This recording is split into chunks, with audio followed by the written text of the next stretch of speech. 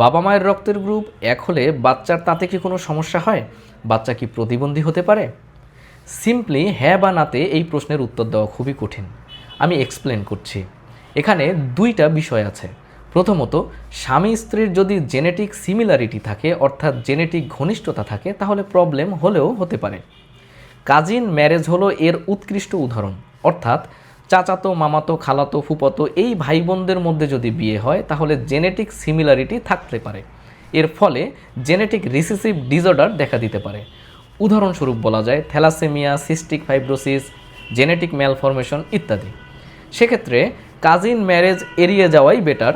যদি করতেই হয় তাহলে জেনেটিক স্ক্রিনিং করিয়ে নিতে হবে, আর সেটাও সম্ভব না হলে অ্যাটলিস্ট থ্যালাসেমিয়া পরীক্ষা করে নিতে হবে উভয়ের ক্ষেত্রেই।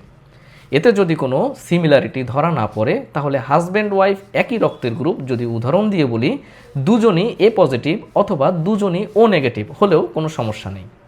তাহলে সিদ্ধান্ত হলো স্বামী স্ত্রী একই রক্তের গ্রুপ এবং একই আরএস ফ্যাক্টরের হলেও যদি জেনেটিক সিমিলারিটি না থাকে তাহলে বাচ্চার কোনো সমস্যা হবে না।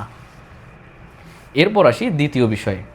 স্ত্রী যদি আরএস নেগেটিভ রক্তের গ্রুপের অধিকারী হন আর স্বামী যদি আরএস পজিটিভ রক্তের গ্রুপের অধিকারী হন তাহলে প্রথম বাচ্চার ক্ষেত্রে তেমন কোনো সমস্যার সম্ভাবনা না থাকলেও দ্বিতীয় বাচ্চার ক্ষেত্রে আরএস ইনকম্প্যাটিবিলিটি ডেভেলপ করতে পারে।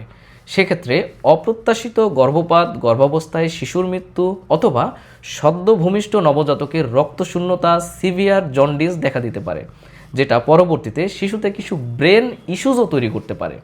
তবে এক্ষেত্রেও খুব সুন্দর সমাধান আছে। স্ত্রী আরএস নেগেটিভ এবং স্বামী আরএস পজিটিভ হলে আপনাদের প্রথম প্রেগনেন্সি নিশ্চিত হওয়ার সাথে সাথেই একজন ভালো গাইনি স্পেশালিস্টের তত্ত্বাবধানে থাকবেন। প্রথম সন্তান ভূমিষ্ঠ হওয়ার সাথে সাথে অ্যান্টি ডি ইনজেকশন দিয়ে নিলে দ্বিতীয় বাচ্চার ক্ষেত্রে আর কোনো সমস্যার সম্ভাবনা থাকবে না। আশা করি পুরো বিষয়টাতে একটা ক্লিয়ার কনসেপ্ট পেয়েছেন। সবাই সচেতন থাকুন, সকলকে সচেতন রাখুন। সবাই ভালো থাকবেন। আসসালামু আলাইকুম।